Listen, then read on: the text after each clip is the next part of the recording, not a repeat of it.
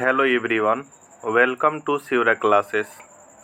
आज से इस चैनल पर हम लोग एक न्यू सेशन की शुरुआत कर रहे हैं जिसमें कि जीके जीएस का थ्योरी हम लोग जो है जीके जीएस के थ्योरी क्लास को स्टार्ट कर रहे हैं, जिसमें हम लोग history, geography, polity, science, static GK सभी को कवर करेंगे। तो आज से जो है हम लोग हिस्ट्री का फर्स्ट चैप्टर भारतीय इतिहास के शुरू से स्टार्ट करेंगे। पहले हिस्ट्री को कंप्लीट करेंगे, उसके बाद ज्योग्राफी, उसके बाद से पॉलिटी, उसके बाद से साइंस, उसके बाद से स्टैटिक जीके को हम लोग कवर करेंगे। तो आप लोग जो है हिस्ट्री के क्वेश्चंस को ज़रूर देखिएगा, क्योंकि आपको ऑब्जेक्टिव देखने से उतने बेनिफिट्स नहीं होंगे जितने कि थ्योरी देखने से। तो आप लोग थ्योरी क्लास को ज़रूर अटेंड कीजिए। आज हम लोग भारतीय इतिहास के स्रोत से चालू कर रहे हैं। इसी तरह चैप्टर बाय चैप्टर सभी को स्टार्ट करेंगे। 10 से 15 क्लास में हिस्ट्री को ख़त्म करेंगे और 10 से 15 क्लास ज्योग्राफी, 10 क्लास में पॉलिटी, 5 से 10 क्लास में साइंस। यानी लगभग 1 माह के अंदर जो है आपको सब पूरे सब्जेक्ट को कवर कर लेंगे। यह जो है थ्योरी क्लास वैसे होंगे जैसे टू द पॉइंट होंगी, जो बार बार एग्जाम में क्वेश्चन पूछे जाते हैं, रिपीटेड होते हैं, महत्वपूर्ण होते हैं, उसी को कवर किया जाएगा, न कि बेकार की क्वेश्चंस को कवर किया जाएगा।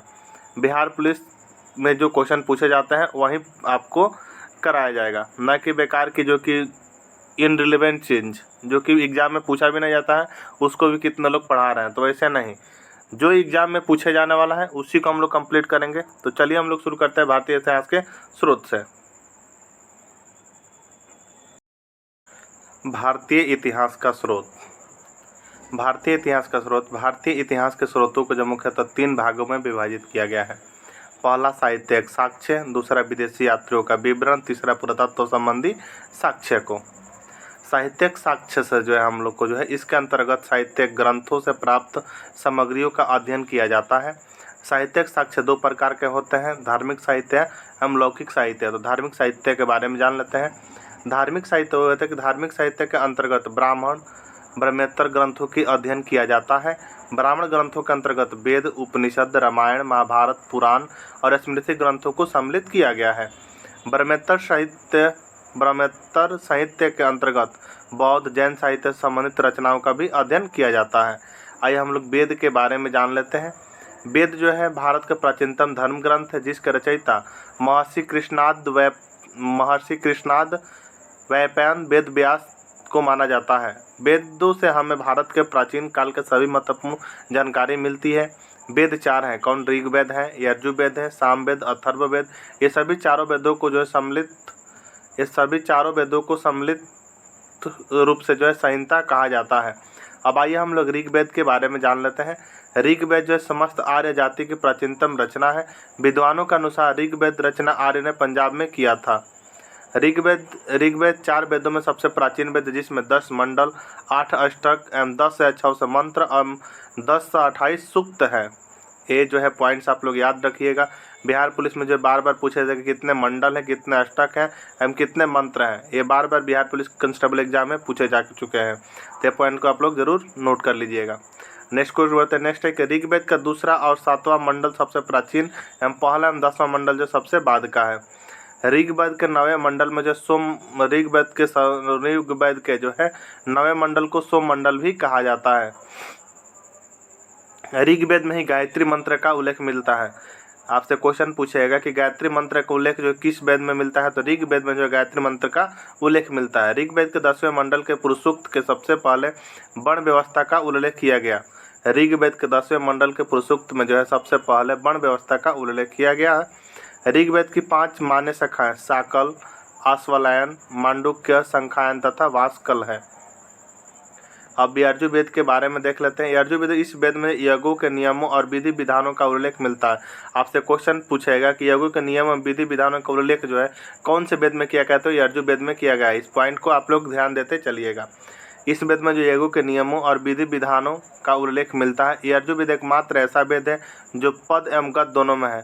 एक क्वेश्चन और पूछा जाता है कि कौन सा वैसा वेद है जिसमें पद एवं गद दोनों सम्मिलित है, तो पद एवं गद दोनों में लिखा गया कौन, तो यजुर्वेद को लिखा गया। इस वेद के 2 भाग है, कृष्ण आयुर्वेद एवं शुक्ल यजुर्वेद। यजुर्वेद के पाठककर्ता को जो है अधर्वव्यूह कहा जाता है। यजुर्वेद को जो पाठककर्ता होता है उसे क्या कहा जाता था, अधर्वव्यूह कहा जाता है। इस पॉइंट को आप लोग याद रखिएगा। नेक्स्ट बढ़ते हैं सोममंडल सामदेव की तरफ। सामदेव को जो भारतीय संगीत का जनक कहा जाता है। क्वेश्चन पूछता है कि कौन से वेद में जो है संगीत का उल्लेख मिलता है? तो सामवेद में मिलता है। सामवेद को जो भारतीय संगीत का जनक मूल माना जाता है। इसमें यज्ञ के अवसर पर गाए जाने वाले मंत्रों का संग्रह है। सामवेद में जो है कुल 1549 ऋचाएँ हैं। इनमें मात्र 78 ऋचाएँ ही नहीं है, शेष ऋग्वेद से लिया गया है। नेक्स्ट, इस वेद में जो मुख्यतः सूर्य की संस्तुति के मंत्र हैं। सामवेद की 3 मुख्य शाखाएं हैं, जैमिनीय, रणनीय एवं कौथुम। नेक्स्ट हम लोग अथर्ववेद के बारे में देखते हैं। अथर्ववेद में मनुष्यों के अंधविश्वास विचारों का विवरण मिलता है। इस वेद में जो जादू टोना, रोग निवारण, विवाह, वशीकरण, ब्राह्मण ज्ञान, धर्म, समाज निष्ठा एवं औषधि प्रयोग अनेक विषयों का वर्णन मिलता है। जादू टोना का जो है कौन से वेद में उल्लेख किया गया है? तो अथर्ववेद में किया गया है। किसमें? तो अथर्ववेद में। आप लोग जरूर याद रखिएगा, क्योंकि यह बिहार पुलिस में क्वेश्चंस को पूछा जाता है। नेक्स्ट है कि इस वेद में जो है अथर्ववेद में 20 मंडल, 731 ऋचाएँ एवं 5987 मंत्र हैं। यह चौथा एवं अंतिम वेद है। इस वेद की रचना अथर्व ऋषि द्वारा की गई थी। अथर्व एकमात्र ब्राह्मण ग्रंथ गोतप है। अथर्ववेद का एकमात्र ब्राह्मण ग्रंथ क्या है? तो गोतप है। नेक्स्ट उपनिषद के बारे में देखते हैं। उपनिषद का शाब्दिक अर्थ जो होता है समीप बैठना होता है। उपनिषद का शाब्दिक अर्थ क्या होता है? तो समीप बैठना होता है। इसमें आत्मा परमात्मा तथा संसार के संदर्भ में प्रचलित दार्शनिक विचारों का संग्रह है। उपनिषद वेदों का अंतिम भाग, इसलिए इसे वेदांत का, उपनिषद जो है वेदों का अंतिम भाग है, इसलिए इसे क्या तो वेदांत कहा जाता है। कुल 160 उपनिषदों की संख्या। उपनिषद की संख्या कितनी है? तो कुल 108 उपनिषदों की संख्या है। प्रसिद्ध राष्ट्रीय वाक्य सत्यमेव जयते मुंडक उपनिषद से लिया गया है। सत्यमेव जयते कहाँ से लिया गया था? तो मुंडक उपनिषद से लिया गया है। नेक्स्ट है आरण्यक। आरण्यक जो है यह ब्राह्मण ग्रंथों का अंतिम भाग है, जिसमें दार्शनिक एवं रहस्यात्मक विषयों का वर्णन है। इनकी रचना अरण्यों अर्थात वनों में पढ़ाए जाने के लिए की गई थी। इसी कारण इन्हें जो है आरण्यक कहा गया है। आरण्यक में जो है यज्ञों के स्थान पर ज्ञान, चिंतन, प्रधानता दी गई है, और इस प्रकार के जो दार्शनिक रचनाएं इन्हीं कालांतर में उपनिषद का विकास हुआ है। प्रमुख आर्यक जो है ऐतरेय, सांख्यान, तैत्तिरीय, बृहदारण्यक, जैमिनी तथा छोनोदर्य से है। अब वेदांग के बारे में देखते हैं। वेदांग को जो अच्छे से समझने वेदों को अच्छे से समझने के लिए वेदांगों की रचना किया गया था। शिक्षा, ज्योतिष, व्याकरण, छंद, कल्प तथा निरुक्त ये सभी वेदों के शुद्ध उच्चारण और याज्ञादि करने में जो है सहायक थे। अब पुराण के बारे में देख लेते हैं। पुराणों के रचयिता लोमहर्षक है। पुराणों का रचयिता कौन है? तो लोमहर्षक थे एवं उनके पुत्र उग्रश्रवा को माना जाता है। पुराणों का रचयिता किसे? तो लोमहर्षक एवं उनके पुत्र उग्रश्रवा को माना जाता है। पुराणों की संख्या 18 है। इसका संकलन गुप्त काल में हुआ था तथा इसमें ऐतिहासिक वंशावली भी मिलती है। इसमें क्या? तो ऐतिहासिक वंशावली भी मिलती है। मत्स्य पुराण जो सबसे प्राचीन एवं प्रमाणिक पुराण है। रामायण के बारे में देखें तो रामायण इस महाकाव्य की रचना जो है 2री शताब्दी के आसपास महर्षि वाल्मीकि द्वारा संस्कृत भाषा में की गई थी। प्रारंभ में रामायण में जो है 6000 श्लोक थे, जो कालांतर में 24,000 श्लोक हो गए।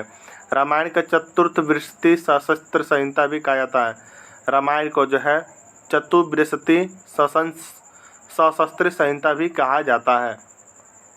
महाभारत जो है यह एक महाकाव्य है, जिसकी रचना लगभग 4वीं शताब्दी में महर्षि व्यास द्वारा की गई थी। प्रारंभ में इसमें जो है 8800 श्लोक थे, जिसे जय संहिता कहा जाता था।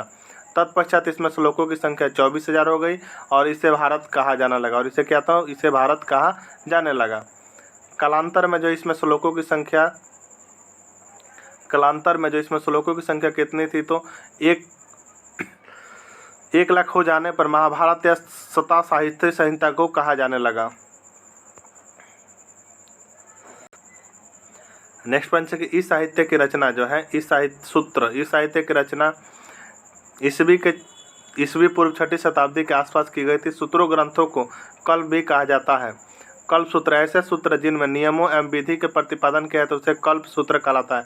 कल्प सूत्र किसे कहते हैं? ऐसे सूत्र जिनमें नियमों एवं विधि का प्रतिपादन किया है तो उसे क्या? तो कल्प सूत्र कहा जाता है। नेक्स्ट हम लोग जो है स्मृतियों के बारे में देख लेते हैं। वेदांग एवं सूत्रों के बाद स्मृतियों का उदय हुआ। वेदांग एवं सूत्रों के बाद जो है स्मृतियों का उदय है। इसे धर्मशास्त्र भी कहा जाता है। मनु स्मृति जो है प्राचीन स्मृति है। मनु स्मृति क्या है? तो सबसे प्राचीन स्मृति है मनु स्मृति। हम लोग जो है धार्मिक साहित्य के बारे में देख लो, अब लौकिक साहित्य के बारे में देखते हैं। इसके अंतर्गत ऐतिहासिक अर्ध ऐतिहासिक ग्रंथों को जीवनियों का उल्लेख किया गया है, जिनसे भारतीय इतिहास को जानने की काफ़ी मदद मिलती है। चाणक्य कौटिल्य द्वारा रचित अर्थशास्त्र से मौर्यकालीन इतिहास और शासन व्यवस्था की जानकारी मिलती है। चाणक्य कौटिल्य द्वारा रचित अर्थशास्त्र से जो है मौर्यकालीन इतिहास एवं शासन व्यवस्था की जानकारी मिलती है। वहीं काश्मीरी कवि कलहड़ द्वारा जो है रचित राजतरंगिणी ऐतिहासिक रचनाओं में सर्वाधिक महत्वपूर्ण है। वहीं विशाख दत्त द्वारा रचित मुद्राराक्षस, सामदेव द्वारा रचित कथा सरित सागर एवं क्षेमेचंद्र द्वारा रचित बृहत कथा मंजरी मौर्यकालीन इतिहास के महत्वपूर्ण स्रोत हैं। मौर्यकालीन इतिहास के क्या है? तो ये सभी महत्वपूर्ण स्रोत हैं। संगम साहित्य से दक्षिण भारत का प्रारंभिक इतिहास के बारे में जानकारी मिलती है। पतंजलि द्वारा रचित महाभाष्य तथा कालिदास द्वारा रचित मालविकनामित्रम शुंगकालिक इतिहास के महत्वपूर्ण स्रोत हैं। राजशेखर कृत प्रबंध कोश से जो गुजरात के चालुक्य के इतिहास की जानकारी मिलती है। भारत पर हुए यवन आक्रमण की महत्वपूर्ण जानकारी गर्गी संहिता से प्राप्त होती है। नेक्स्ट हम लोग देखते हैं राजशेखर कृत प्रबंध कोश से जो गुजरात के चालुक्यों के इतिहास की जानकारी मिलती है। भारत पर हुए यवन आक्रमण की महत्वपूर्ण जानकारी जो गर्गी संहिता से प्राप्त होती है। ऐतिहासिक जीवनियों के अश्वघोष, बुद्धचरित, बाणभट्ट, हरचरित, वाकपति का जो है गौड़वाहो, बिल्हण का विक्रमांक देव रचित, पद्मगुप्त का जो है नवसांक रचित, हेमचंद्र रचित, कुमारपाल का रचित जनायकृत, पृथ्वीराज विजय इत्यादि उल्लेखनीय है। अब हम लोग जो है विदेशी यात्रियों के विवरण से प्राप्त को देखते हैं। विदेशी यात्रियों के विवरण से भारत के सामाजिक एवं राजनीतिक अवस्था का पता चलता है। विदेशी यात्रियों के विवरण से क्या होता है? तो विदेशी यात्रियों के विवरण से भारत के सामाजिक एवं राजनीतिक अवस्था का पता चलता है। विदेशी यात्रियों के विवरण से 3 भागों में विभाजित किया गया है। पहला यूनान और रोम लेखक का विवरण एवं चीनी यात्रियों के वृत्तांत एवं अरब यात्री का वृत्तांत को।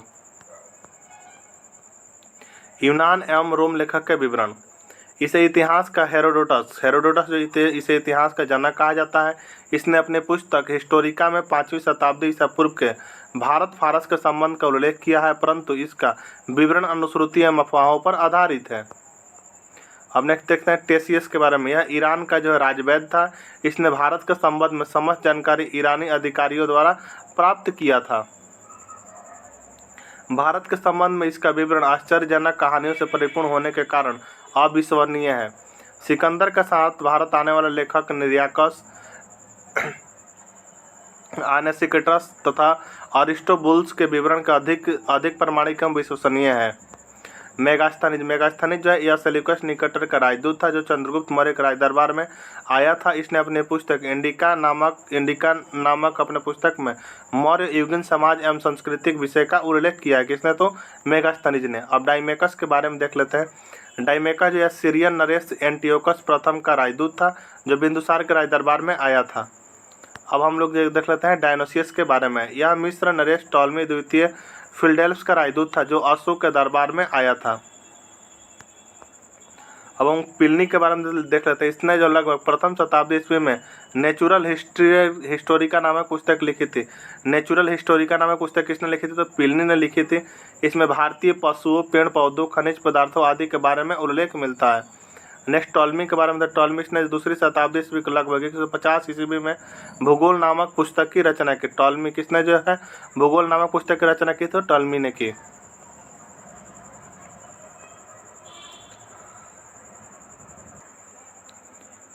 नेक्स्ट जो है पेरिप्लस ऑफ द इरिथ्रियन सी। इस पुस्तक की रचना एक अज्ञात लेखक द्वारा लगभग 80 ईस्वी में की गई थी, जो उस समय हिंद महासागर की यात्रा पर आया था। इसमें भारत के व्यापारिक वस्तु और बंदरगाहों का उल्लेख किया गया है। नेक्स्ट देखते हैं चीनी यात्रियों का वृत्तांत के बारे में। विदेशी यात्रियों में चीनी यात्री बहुत प्रमुख थे। चीनी यात्रियों के उल्लेखन से भारतीय इतिहास के बारे में महत्वपूर्ण जानकारी मिलती है। अब देखते हैं फाहियान। फाहियान तो ये चीनी यात्री लगभग 375 से 415 ईस्वी में चंद्रगुप्त द्वितीय यानी विक्रमादित्य के दरबार में भारत आया था। इसने अपने लेख में मध्य प्रदेश के समाज एवं संस्कृति का उल्लेख किया है, जिसमें मध्य प्रदेश की जनता सुखी एवं समृद्ध बताया है। नेक्स्ट हम लोग देखते हैं जो है ह्वेनसांग के बारे में। यह जो हर्षवर्धन के समय 629 ईस्वी के लगभग भारत आया था।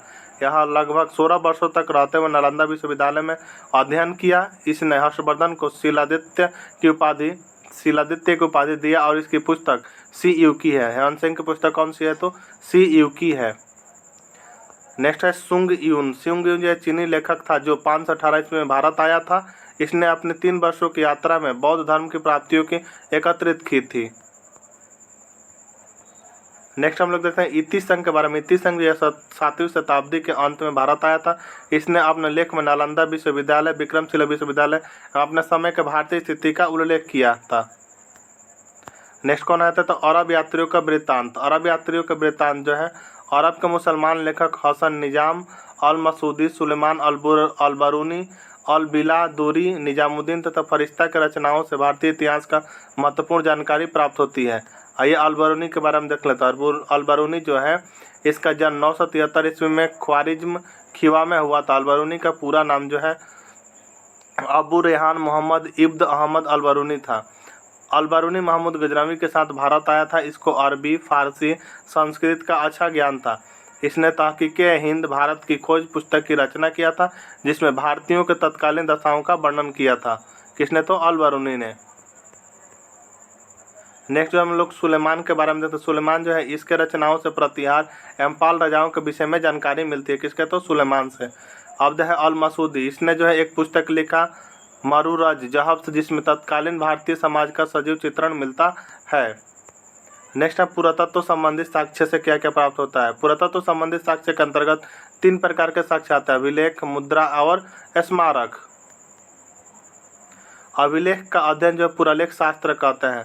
अभिलेख पाषाण, शिलाओं, स्तंभों, मुद्राओं एवं ताम्रपत्र खोदे जाते थे। सबसे प्राचीन अभिलेख मध्य एशिया के बोगाज प्राप्त अभिलेख है। कलिंग नरेश खारवेल के जो हाथी गुफा अभिलेख को सर्वप्रथम भारतवर्ष का उल्लेख मिलता है। मंदसौर अभिलेख से जो रेशम बुनकर श्रेणियों की जानकारी मिलती है। एरन अभिलेख से सेनापति भानुगुप्त की पत्नी सती प्रथा का जो है पहला साक्ष्य मिलता है। किससे? तो एरन अभिलेख से मिलता है। एवन राजदूत होलियोडोरस के जो है बेसनगर विदिशा गरुड़ स्तंभ लेख से भागवत धर्म के विकसित होने का प्रमाण मिलता है। नेक्स्ट है मुद्रा। मुद्रा जब प्राचीन राजाओं द्वारा ढलवाए गए सिक्कों से भी प्राचीन इतिहास की जानकारी मिलती है। प्राचीनतम सिक्के आहत सिक्के यानी पंच मार्केट कॉइन्स के नाम से भी जाना जाता था। ग्रंथों में इन्हें क्रासर्पण, पुराण, धरण, शतमान आदि नामों से भी जाना जाता था। अधिकांशतः आहत सिक्के चांदी के टुकड़े हैं, जिन पर विभिन्न आकृति